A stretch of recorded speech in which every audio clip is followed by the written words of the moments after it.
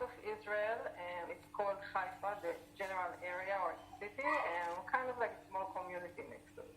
Okay. All right, Neta. Tell us about the first time you visited Jamaica, because it must be something that kind of sparked your interest for you to move here. Well, I have a very long story when it comes to my relationship with Jamaica and this beautiful island. I came here for the first time in 2015, and it was a visit that was trying to be for a month, but I ended up staying for 3 months. Yes, so I came here because of my huge interest of the music and the culture, and I just decided to stay a bit more because I was so interested.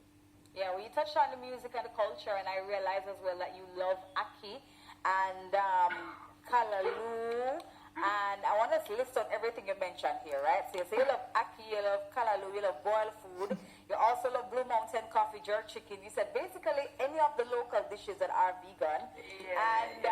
So were all those contributing factors to coming to Jamaica to live, deciding to stay here? Because, I mean, Israel, you have what, over 9 million people? Jamaica has over 2 million. It's a smaller space. Why did you decide to stay? So Israel is still considered a small country, by the way. But yeah, it's definitely a different decision than, I would say, many of the young persons that I know in my age. I have several reasons. So yes, I was interested in the music and the culture, but then I got to know who is my husband at the moment. So that's one of the main reasons, obviously, I chose to stay here. It gave me a lot of more confidence to live here as well. And my dream was to live in Jamaica. So I knew it's going to happen at some point, but I didn't know exactly how. And so it just happened. It just happened. It not only happened, you found a whole husband. You found love on the island. Yeah. Oh, gosh. Yeah. You know, Jamaica is the island of love, so you have to find love in Jamaica. Wow. All right. Love that. Well, that's interesting, Neta. So I know that since you've been living here, you must be seeing some similarities and differences between Israel and Jamaica. You want to share a few with us? Sure. Well, I actually have thinking about that since I got the call from you. I would say there is a lot of similar things between Jamaicans and Israelis. There is also a few differences, but I would say overall, Jamaicans and Israelis are very resilient people. You probably know a bit of the history of the Jewish people and what we have been through, and obviously the very sad history of Jamaica. So I believe that both nations are very strong. They develop very confident persons that are able to be, entrepreneurs, influential people, creative people. When it comes to, the culture of being a bit like, getting a bit angry quickly, you would call it heated. Israelis are the same thing. We get, upset very quickly, but calm very quickly as well.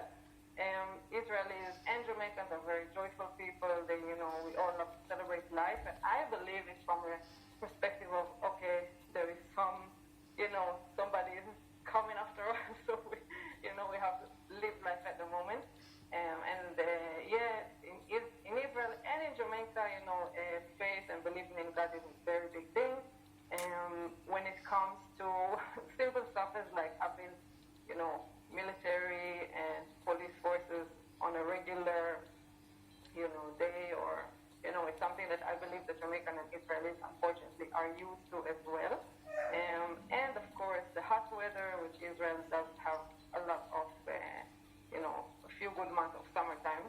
And when it comes to the differences, I would say, I don't know why, but I initially thought about the differences of how females feel confident to, express themselves and feel maybe a bit, sexy, confident, and overall just discussing about sexuality. In Israel, it's a big taboo. Overall, in Western countries, it's a big taboo, and you don't really get the opportunity to be a woman and feel sexy and feel good about it, and, So here, it's very different. I believe that Jamaicans are way more patient than Israelis. Israelis are like, Wow. Yeah. I think that's a surprise for both of us, because we're saying, but Jamaicans, I don't think Jamaicans are that patient. No, trust me. In Israel, it's also not that formal. Like if you go to a job interview, you can come with a pair of jeans, a shirt like what I'm wearing, stuff like that. So overall, it's a bit loose, I would say. There is not too much much of like the English colonialized discipline how it is here in Jamaica, you know, when you say good morning and all this. So yeah, so these are, you know, kind of like the main differences. And of course, in Israel there is way more regulation and less freedom. So I guess that's one of the main reasons why people, you know, Gotcha. Yeah, those are pretty interesting. You gave it some thought for sure, Neta. I mean, I love that. Have you visited any other parish? I'm assuming you're located right now in Kingston. I'm not sure where you are. But have you visited any other parts? No, you're not. So, where in Jamaica have you been, you know, exploring? So I've been exploring several, you know, parishes. I guess I can count on my hand where I haven't been. Maybe a few parishes I haven't been in. I live in Falmouth. I used to live in Kingston in the beginning, but I moved because of job and whatever.